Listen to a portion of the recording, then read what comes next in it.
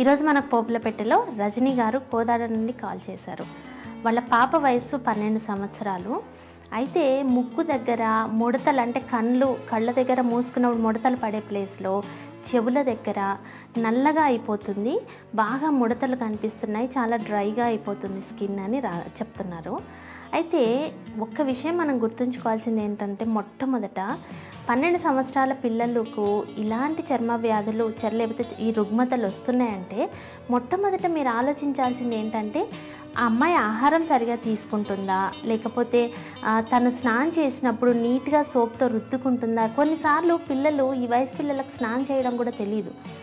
ఏం చేస్తారు, సోప్ సరిగా రుద్దుకోకుండా, సోప్ సరిగా కడిగేసుకోకుండా కూడా ఉన్నప్పుడు ఆ కెమికల్స్ అనేవి చర్మం పైన ఉండిపోయినప్పుడు కూడాను చర్మంలో ఉన్నటువంటి ఆయిల్స్, తేమ అంతా కూడా ఈ కెమికల్స్ లాగేస్తాయి. కాబట్టి ఈ విధంగా జరిగే అవకాశం ఉంది.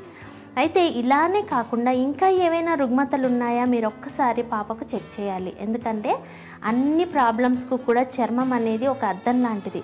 చర్మం ఎప్పుడైతే పాడవుతుందంటే మన లోపల రుగ్మతలు కూడా స్లోగా పెరుగుతున్నాయని దానికి అర్థం.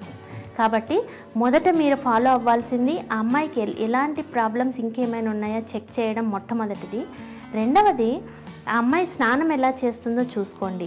ఒకవేళ కొన్ని రోజుల వరకు మీరు గనక కాస్త నువ్వుల నూనెతో మంచిగా బాడీకి మసాజ్ చేసి మొహానికి, మొత్తం చేతులు, కాళ్ళకు, తర్వాత ఈ సున్నిపిండితో గనక మీరు మంచిగా క్లీన్ చేసి ఆయిల్ స్నానం చేయించినట్టయితే ఖచ్చితంగా ఈ అమ్మాయి ప్రాబ్లం సాల్వ్ అవుతుందని అనుకుంటున్నాను.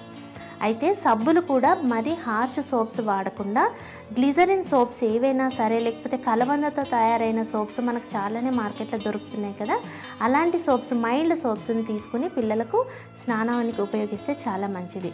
అయితే ఆహారంలో తీసుకున్నట్టయితే మనము నూనెలు పూర్తిగా తగ్గించి మరీ డైటింగ్ మనం చేస్తూ మన ఇంట్లో వాళ్ళని కూడా డైటింగ్ చేపిస్తున్నాం చాలాసార్లు తెలియకుండా. అది ఆడపిల్లలు అనేసరికి తల్లులు చాలా భయంతో ఎక్కడ లావ్ అయిపోతారా అని కూడా చాలా ఆలోచిస్తూ ఉన్నారు. కాబట్టి అలాంటప్పుడు మీరు ఏం చేయాలి, నూనెలు సరిపడా ఉపయోగించడంలో ఎలాంటి నష్టము లేదు.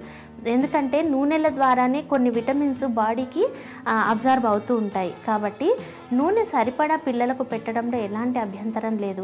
దాంతోపాటు పిల్లలకు అన్నంతో నెయ్యి తినిపించడం చాలా మంచి అలవాటు. 2 నుంచి 3 చెంచాలు రోజుకు పిల్లలు నెయ్యి తినడంలో ఎలాంటి అభ్యంతరము లేదు. కాబట్టి ఇలాంటి నూనెలు, ఇలాంటి ఆయిల్స్ని తగినంత మాత్రాన పిల్లలకి ఇస్తూ కూడా మనము బ్యాలెన్స్డ్ డైట్ ఎప్పుడూ మర్చిపోకూడదు. ఎందుకనంటే కాయగూరలు, పళ్ళ ద్వారా వచ్చినటువంటి విటమిన్స్, మినరల్స్ మనకు ఇంకా దేని ద్వారా కూడా రాదు. బయట ఆహార పదార్థాలు తినే అలవాటు ఉన్నా ఇలాంటివన్నీ మాన్పించి పిల్లలకు మంచి ఆహార పదార్థాలను ఇవ్వడానికి ప్రయత్నం చేయండి. సో ఇలా చేస్తూ కూడా మీ అమ్మాయి ఇంకా సమస్యతో బాధపడుతుంటే ఖచ్చితంగా డాక్టర్ని సంప్రదించడం మర్చిపోకండి.